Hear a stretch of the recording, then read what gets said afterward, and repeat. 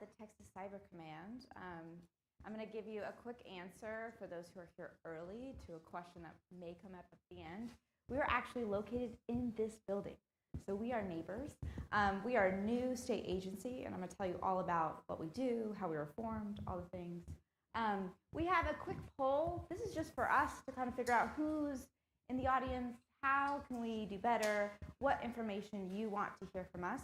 So we ask for you to scan this, and then I'll have another opportunity at the end for you to scan as well. All right? All right. Let's get started. And you probably saw some QR codes around. Same QR code. Amazing. Okay, so this is long. I will tell you really quickly who I am. So like I said, I'm Vice Chief here at Texas Cyber Command. So the Chief of the Texas Cyber Command was actually appointed by the governor, Chief Admiral White, and he is actually going on his way to DC right now. So my background is a lot of boring lawyer stuff, policy stuff, and having a lot of background working in the state ledge. And so that's kind of how I came to be in this space. A lot of my work was data privacy with tech startups. And believe it or not, this new state agency is like a startup cloaked in the kind of in the image of a government entity, which is complicated. I also teach law at Berkeley as well as St. Mary's down the street. But yeah, that's where I am. Okay, so the mission of Texas Cyber Command, we were created to secure, protect, defend cyberspace by preventing malicious cyber activity from impacting Texans, the government, schools, and critical infrastructure. That is directly from the statute. That is exactly what the government decided we need to create an entity to protect these components. All right, so we have kind of our scope is really expansive, not just protecting private citizens, but obviously every state government that we have, as well as schools, academia, and critical infrastructure. Does anyone know what I mean by critical infrastructure? Yeah, what does it mean? Like water, energy, data centers, right? These are things that are critical to help us live, right? And so actually in our statute, it articulates 16 different things that they see as critical infrastructure pieces. So it is our job to protect these nodes so we are able to continue to function, right? And I don't know if you remember, but in 2019, which is actually kind of the impetus of how we were created, there was an incident that affected our power, our water systems. And so from there, when you start impacting your critical infrastructure, the state stops moving, right? And so all of a sudden, you probably understand, cyber can be difficult sometimes to explain to people who are not in this world. When you start touching their power, you start touching their water, you start touching their ability to turn on the air conditioning in the summer in San Antonio, people start paying attention, right? All right, so this is what we like to say is a day in the life of cybersecurity, right? You have all of these different moving pieces, all people doing something, touching something, and all trying to work together, somehow connected, right? And then in the very middle, you have the IT help desk. When things go bad and you try to call that person, poor person in the middle. And as you can see, it is not working. So trying to put these different pieces and trying to make sure that we have a established cybersecurity is really important. But our first piece that we've been working for as we've have been established since the summer, is really trying to identify who are all the players in this image. Who's all talking, who's all touching our data. Trying to do that mapping is the first really significant major challenge and hurdle that we have. All right, so as we started, like I noted, we just started this summer with the governor signing the legislation to create a Texas Cyber Command. And as we were doing that, we wanted to first assess where we're at. And so we call this our operational assessment. So first, we were trying to figure out where are we, and We know with the size of Texas, with the scope of Texas, right, being the 8th largest economy in the world, there's an economic dependency on cyber and cybersecurity, right? We also have national defense who are very much dependent on our fourth generation power protection and projection in Texas. And we know because Texas is so large, that just means we have an even more exaggerated vulnerability attack surface, more surface area for us to be attacked. So with that, right, that's already upsetting. Then obviously February 28th, we have the elevated activity in Iran and other advanced malicious cyber actors. And all of a sudden, kind of, we are moving in this trajectory of we are aware of where we are. Okay, we're starting to feel a little anxious about where we are in Texas. Okay, now we're on alert, and we are very much getting very close to an alarm stage, right? We have a threat that is accelerating. We have a degraded security posture. And our goal as a Texas Cyber Command, our goal as Texas, is to make sure that we are mitigating that risk. So I will tell you, in the last few weeks, we've been very active because, as you can imagine, all of this geopolitical conflict just elevates and escalates where we are. So we are no longer at a simple assess the terrain. We are now at an elevated situation where we are looking to mitigate that risk that we have in Texas. So let's talk about that threat assessment. So we have state-sponsored proxies that pose an active and elevated cyber threat in the US. Targeting critical infrastructure, we just talked about what that is, government networks, private companies.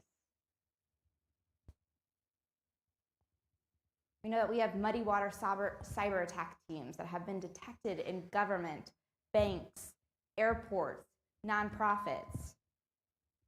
We now know that Handala also exploited Intune to remotely wipe over 200,000 devices across 79 counties as retaliation through Stryker.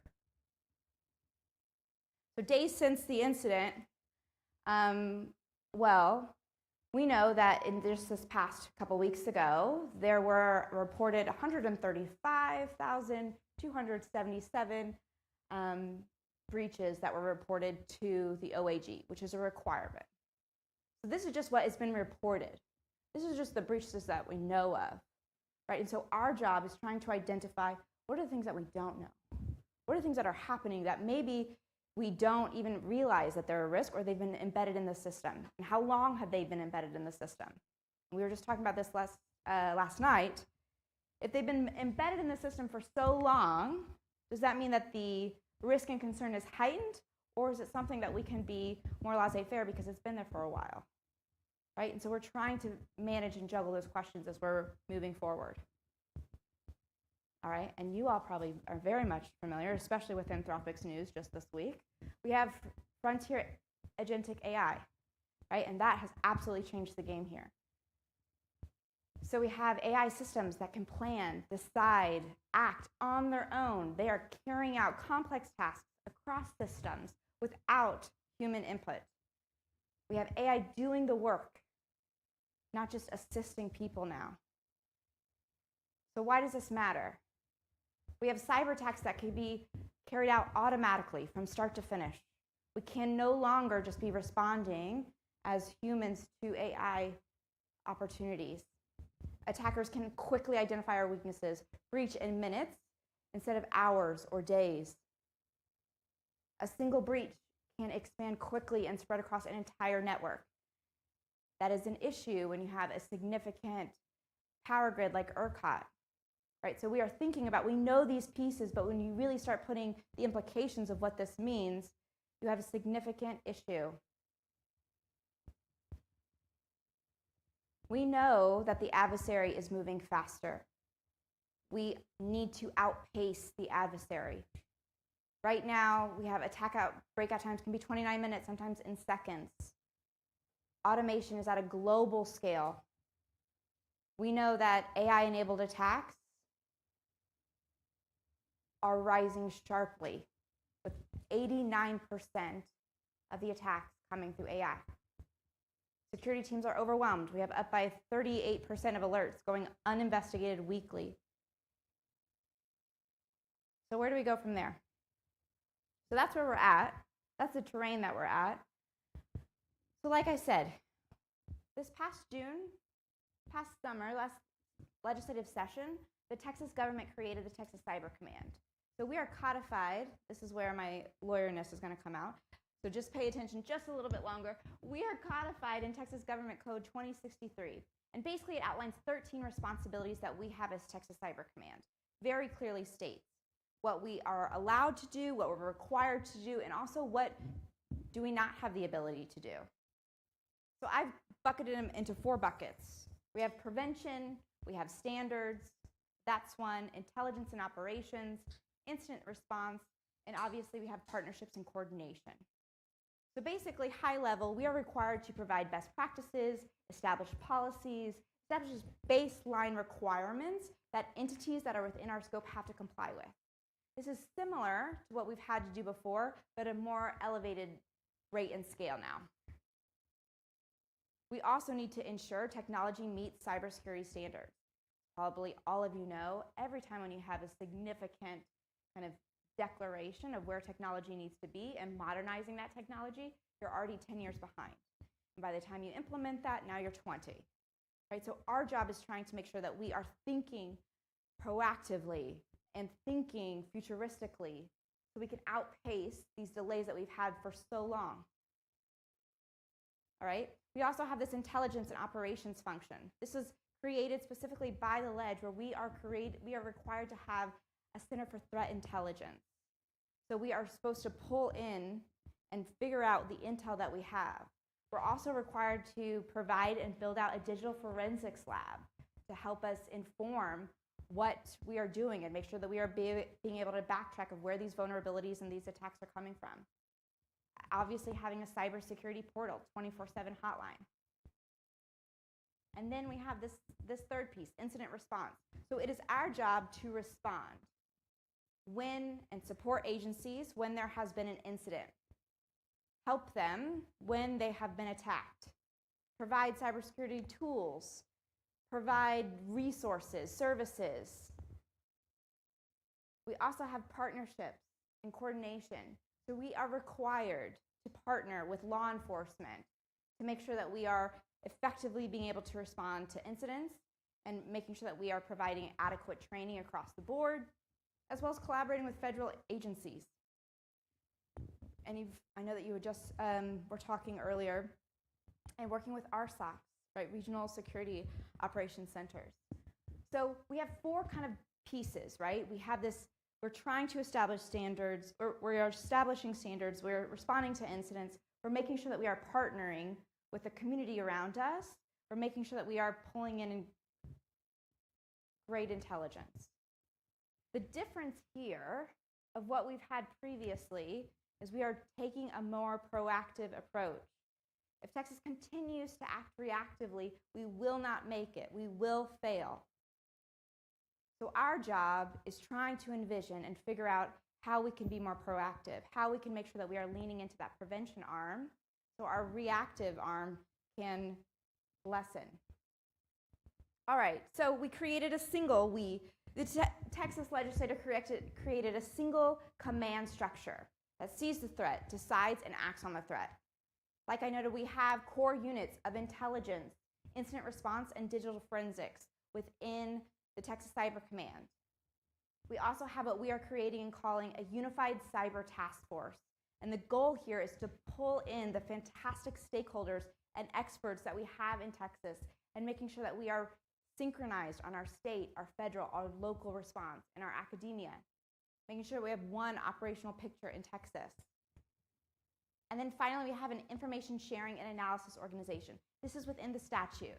So it is our job to make sure we are catalyzing and accelerating Texas talent, developing Texas talent, making sure that we have deployable opportunities and really elevating the technology that we have through the ISAO is what we call it.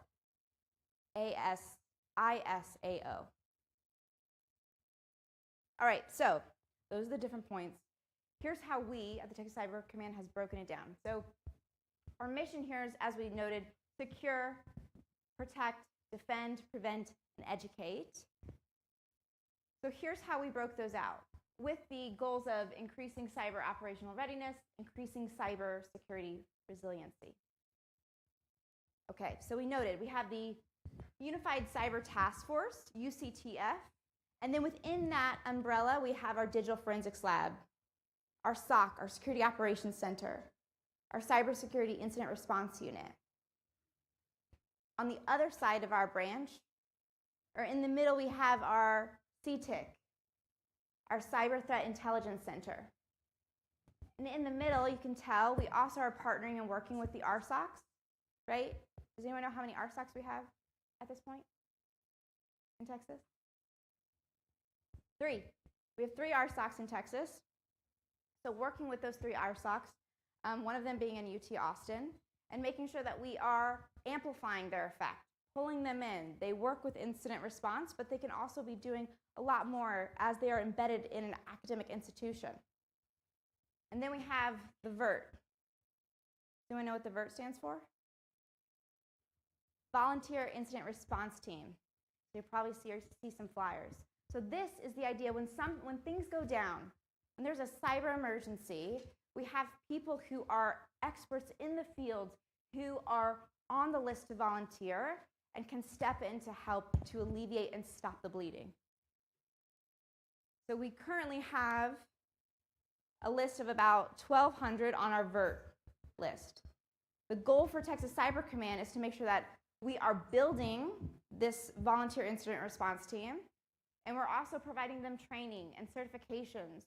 So when an incident happens, they can step in immediately, and they know exactly what they need to do. Texas is so large. We have so much, like we noted, a tremendous attack surface, but we also have tremendous talent. And not until we start pulling in that talent, utilizing that talent, are we actually going to be able to make the waves that we should be. All right, let's talk about the last section of the Texas Cyber Command. So like I said, the ISAO, so this is the Information Sharing and Analysis Organization. So this includes a Cyber Practices Center, where we are pulling in, we're saying, here are the baseline requirements. This is what we need to be able to have. These are your compliance pieces. These are your minimum standards. These are best practices and policies across the board. And then we have our Cyber Innovation Center. This is where we are testing and creating cyber innovation challenges. Basically putting out challenges and saying, here's what's plaguing Texas. How do we solve it? And then having people, having the private industry, having students come tell us this is how we solve it. And creating that innovation, accelerating and outpacing, like I noted earlier, the adversaries, thinking ahead. And then lastly, we have the Cyber Stakeholder Center. So this is where we are pulling in and we're taking experts in the field and discussing of how are different ways that we need to be looking at our current terrain and what do we need to be doing differently. All right. So with Texas Cyber Command, we have kind of 5 main pillars, as I noted. So as we are securing the digital freedom for Texas, we have to secure and establish a foundational, resilient posture across all systems, networks, and data. We have to protect, which means implementing safeguards and countermeasures to limit the impact of a cyber incident. We have to defend, obviously detecting, responding, recovering to active threats and attacks when protective measures have been bypassed. Preventing, right? Proactive measures to stop cyber threats, to stop attacks before they can actually harm systems and networks. And then finally, educating outcomes focused on training, certifying people in relevant cybersecurity methods and technologies. Training is a big piece. Training and education is why I'm here. I think if we can make sure that we are building this army, right, of cyber protectors and this shield, then we'll be in a much better posture when things happen. And we know they're happening, right? So we need to be doing a better job to be educating, to be training across the field.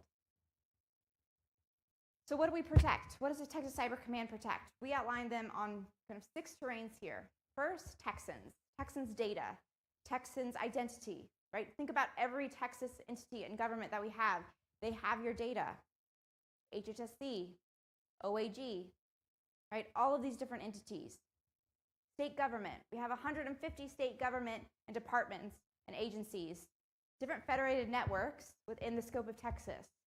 That makes this difficult because all of these different agencies have their own cybersecurity system. All of them want to do their own way, right? So we want to make sure that we are pulling them together, coordinating these efforts together. Higher ed. We have about 250 colleges and universities, 800,000 students and faculty, also their research, their intellectual property. All of those pieces come within the scope of Texas Cyber Command. Also the judiciary and the law enforcement, right? Secure communications, investigations, and evidence. Local government, municipalities, your counties. Some of those are the most difficult, right? And that they do not have the infrastructure. They do not have the resources. If we say, here you need to do this plan 10.0, and they say, I just have someone to pull the plug if things go bad, right? So making sure that we are creating a plan and creating resources that we can have those different touch points, no matter where we're talking about throughout the state. And then finally, like we noted, critical infrastructure, right? We have thousands of providers across those 16 industrial sectors, powering the 8th largest economy in the world and underpinning the national defense. You all are probably very aware, but with the federal and the national defense, there's now been a shift on responsibility. There is a question mark of the amount of funding, of their ability on the federal side. So what are they doing? They're looking to the states and saying, what are you going to do, states, to protect yourselves? We don't have the infrastructure no longer to be able to protect you if things go bad. So Texas, being Texas, decided to take a proactive approach and say, well, we're going to take this. We're going to be the first of our kind, and we're going to create a state agency to protect this. We are no longer going to rely on our federal systems. Partner with them, of course, but we need to make sure that we can stand independently of them if it happens and we need to. So working and protecting this critical infrastructure is imperative. All right, so the way ahead. As I noted, we do want to continue to build out our VERT, but we also want to continue to build out this workforce development. You all are here and looking for opportunities. Like I noted, we are in this building, right? We are looking to work with students. We are looking to really amplify this message of cybersecurity and what that looks like and what that means. So many times it's trying to break down a really complex issue, but on a very simplistic level so people understand the importance of what we're talking about. So we have to build out this workforce training. We have to build out these student academic opportunities, industry partnerships, making sure that we are synchronizing with different agencies and integrating with local authorities across the board. All right, let's play a game. You ready? Let's see if this works. We're gonna Kahoot. This is true or false. Okay, so no pressure here. Let me make sure I need to switch my flip. Change.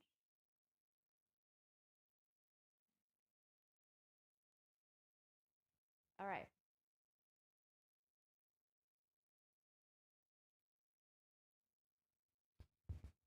Take your time, take your time. True or false? Low lift, maybe some quiz questions of what we talked about, but hopefully it'll help you understand a little bit more and put it into perspective what we do. All right, everyone in? Almost? Where we're at? 61?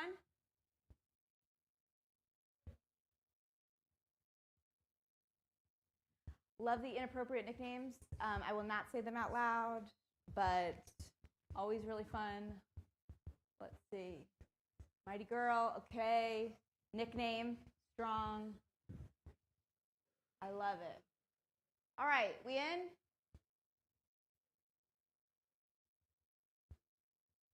Okay.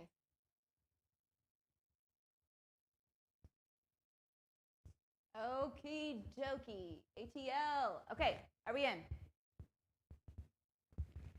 70.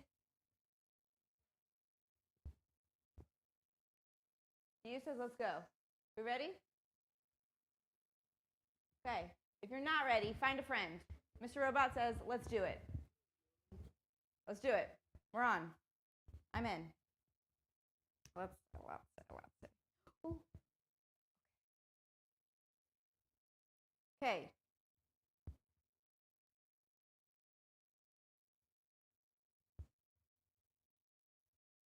We're going to start easy. Start with the poll. Easy breezy. How familiar you are with Texas Cyber Command? Think pre-talk. Obviously, you would all be in the green at this point.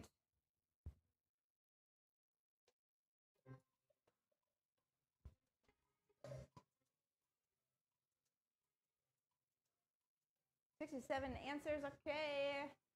Going. Heard a little. Not bad.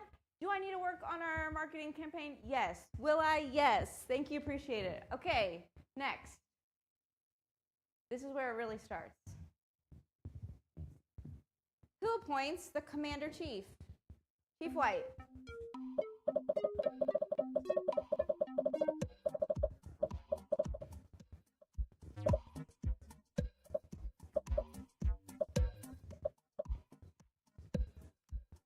All right. 5 seconds. The governor. Well done. Well done. Okay, let's see who's on our top scoreboard. All right, now for those of you who are new to Kahoot, let me give you a quick tip. The fastest correct answer gets the most points. Okay? So if you know it, but you take a long time, you're not going to get as many points. Okay? So press with confidence. Okay. Which is an example of critical infrastructure?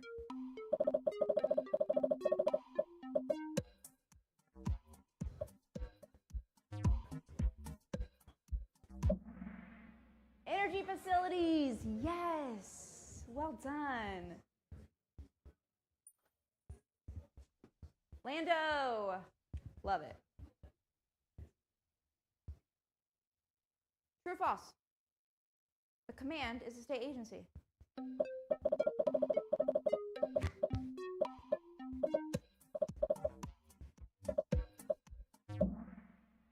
True. Nice. Alice, I know you got that right. Well done. All right. Let's look at our scoreboard. Lando holding strong. Donut on the board. Well done. Okay. Who do entities have to notify within 48 hours of a cyber incident? Who's talking on stage? Hint, hint.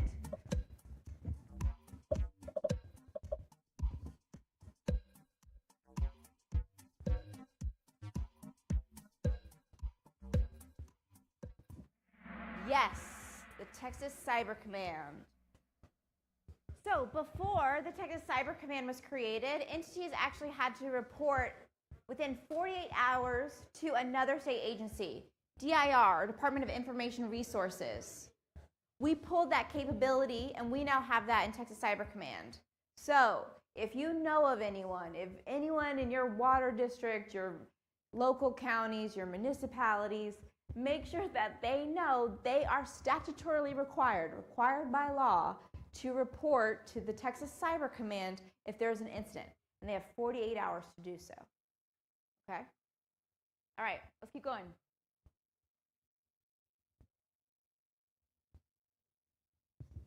Here's our scoreboard. Donut takes the lead.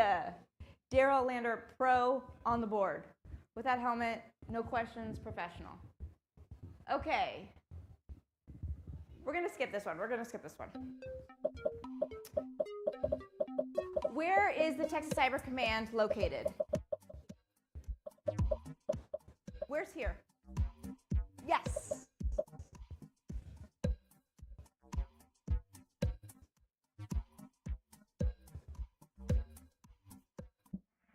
San Antonio, that's right. In this building, double points, yes. All right, switching it up. Nice. Okay, here we go. Who leads the Cybersecurity Council? So within Texas, we have a Cybersecurity Council of major state agencies. Who do you think owns or controls that Cybersecurity Council?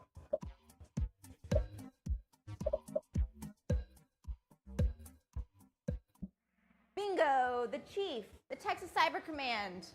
We lead the Cybersecurity Council. Well done. All right, Donut holding strong. Don on the board.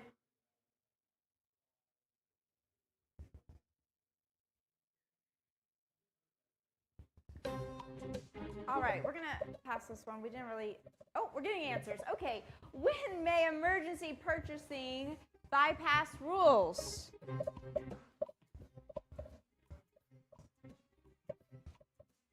So what would be a situation where we as a state agency would be able to do something different if a cyber incident happens?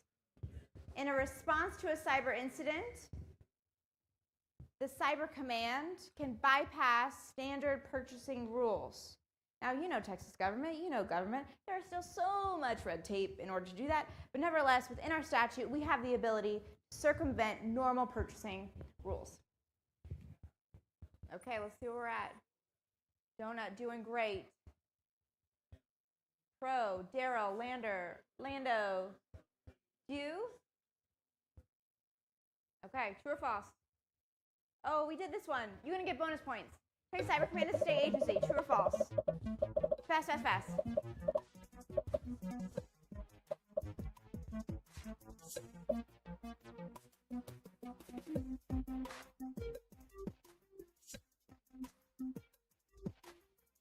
Going, and gone. Well done. Well done, well done. All right, Stacy is on the board. Well done. Okay, true or false? Covered entities include local governments. Covered entities, the entities that Texas Cyber Command is control of for their cybersecurity.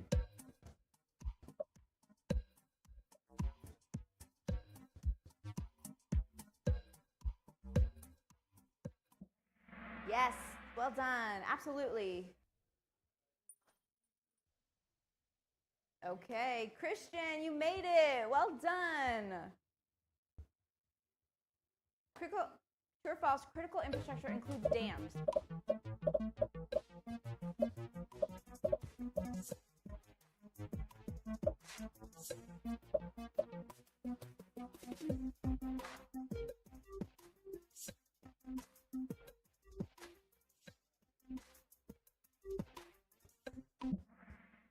True, correct. Our water supply is absolutely on the critical infrastructure list.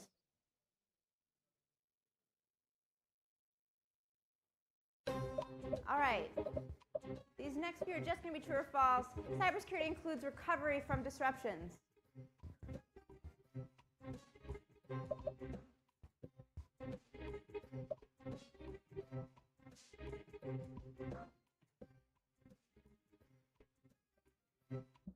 Yes, absolutely.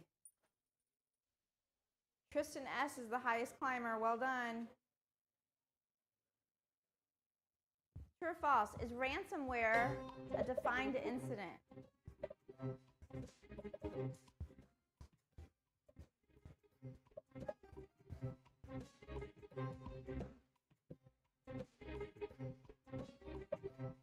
Going.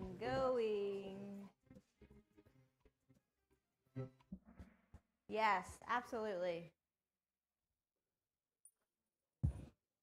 Okay, y'all, I think my time is running short. We're going to finish. Let's see what this last one is. Let's not finish on this one. Okay, well, you guys already started answering. Okay, command receives all incidents reports. True or false?